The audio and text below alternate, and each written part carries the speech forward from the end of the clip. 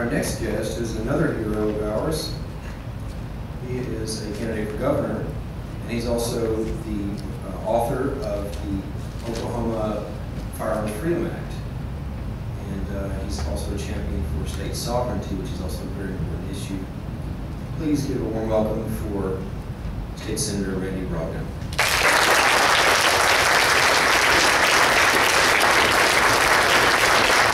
Good morning. Hey, I appreciate the opportunity to spend a few minutes with you. Art called and I had a meeting with him, and Tim Gillespie had coffee with him a couple months ago, and we were talking about the different pieces of legislation that would be introduced this year. And he asked me, he said, hey, we're going to have an organizational meeting and on the Second Amendment, wanted to know if I would attend, and I said, you bet, I'd love to.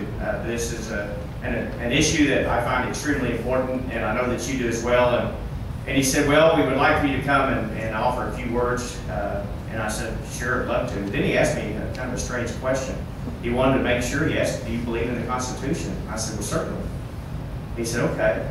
And then he asked another strange question. We were dealing with the Second Amendment, but he wanted to know if I believed in the First Amendment and the right of free speech. And I said, well, sure. He said, well, good, we want you to give us one. So, so this is free, and since it's free, it's going to be short. So, hey, Archie, you don't get what you pay for, sorry. You know, we are facing some rather serious problems in our country today. And I just want to preface my remarks, and I'm not going to spend a great deal of time on the Second Amendment. I'm going to spend a great deal of time on how we can salvage our nation. And of course, the Second Amendment is a vitally important part of that. But we do have some serious problems, but a simple solution to this nation's problem, to this state's problem. And that is a restoration of our founding principles. You see, I'm still talking about things like limited government, personal moral responsibility, and the expansion of freedom. That is what will bring this nation back to good governance. William Gladstone described the Constitution as the most wonderful work ever struck by the brain and purpose of man. And I believe that we better never forget how and why our Constitution was formed. It was formed out of necessity, number one. It was formed so it could protect our God-given rights of life and liberty. It was formed at a time of crisis in this nation. And our founders realized that our nation's existence, the very existence of America, was at risk when our Constitution was penned. And they wrote the Constitution. And they constantly referred back to our founding document, the Declaration of Independence. And that document clearly defines what it takes to remain a free people. And it takes the protection, the divine God-given rights of life and liberty. This is the essential truth. It is the enduring strength of our Constitution and the enduring strength of our nation and as a people. One of the most remarkable facts about our Constitution is that government is controlled by the consent of the government. Now stop and think about that just for a moment. Government has no more power than what we the people have relinquished. You and I are expected as a moral people, as a moral nation, to be self-governing. That's what makes this nation work. And government can intrude into our lives only to the extent that you and I let government intrude. But folks, we have failed miserably. We have failed to hold Congress and government at bay. We have failed to hold Congress in check. Today we are paying the price for that with our freedom. Our freedom, once again, is at risk, just like it was during the founding of this nation. John Adams said that a constitution of government, once changed from freedom, can never be restored. Liberty once lost is lost forever. And I've got to believe that our founding fathers were keenly aware of that fact. And that's why they jealously guarded our freedom within the pages of this very short book, what we call the Constitution.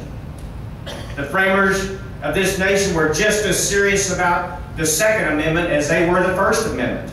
They believed that you and I had just as much right to bear arms as we do to speak freely, like we are here this morning. And I submit to you, ladies and gentlemen, that that truth has never changed, but the circumstances in this nation have. And it's our fault. It is our fault. Today things are upside down. Politicians seem to look at the people as an annoyance. You're kind of bugging them today, folks. And they would love for nothing more than for you just to go away. Get out of the way. Be quiet. Leave them alone so they can continue their self-righteous agenda. And we, the people, evidently have forgotten our place in our nation. But I believe it is time to restore. I believe it is time to return to our rightful place in society. You see, we are the master, and government is here to serve. We must... We must correct our course in order to maintain our freedom today. And I can't think of a better way to protect our freedom than to restore and to protect our Second Amendment rights. Jefferson said, it's already been quoted, when the people fear the government, there's tyranny. But when the government fear the people, there's liberty.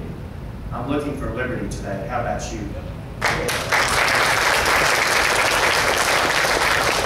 Today our nation is flirting with socialism. It's flirting with disaster. And because we're flirting with socialism, the people of this nation are fearful. Obama's administration has adopted policies of government control, government ownership of private industry, government takeover of health care, and a dove-like approach when it comes to our military. Well, let me share with you what Margaret Thatcher said about socialism. I don't think she was too kind to it. She said socialism is morally corrupting. And I want to remind you, ladies and gentlemen, the reason I am sharing this with you this morning is because what is going on in our country today is contrary to what was founded, contrary to the roots of this nation has been blessed with throughout the years. Socialism has invaded this nation in a very rapid way. She said it turns good citizens into bad ones, strong nations into weak ones. Socialism promotes vice and it discourages virtue. It transforms hard-working, self-reliant men into weak and flabby loafers. And that is the policy that is being put forth in our country today. Well, I believe we better never let Obama's flirtation of socialism that he's bringing to this country, we should never let that be consummated of the American people today. How can we prevent it? It's easy. And here's the solution. I've already brought it up once. We stay on course. George Washington said, the Constitution is the guide which I will never abandon. Let's resolve once again to get back to our roots. Let's resolve to limit government, to hold Congress within its constitutional authority. Let's resolve within ourselves to promote freedom, to be self-reliant, to be self-governing.